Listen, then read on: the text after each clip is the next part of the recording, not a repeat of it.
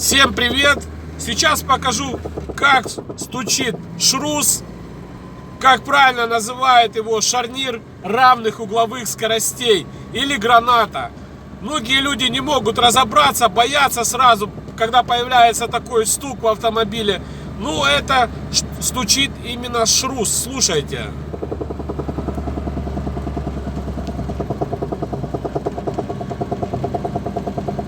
Трипод сильно разбитый в шрусе. Стук отчетливо слышен. Вот такой, как дятел. Глухой стук.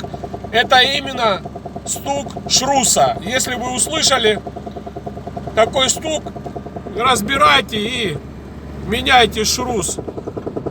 Может быть, внутренний или наружный шрус.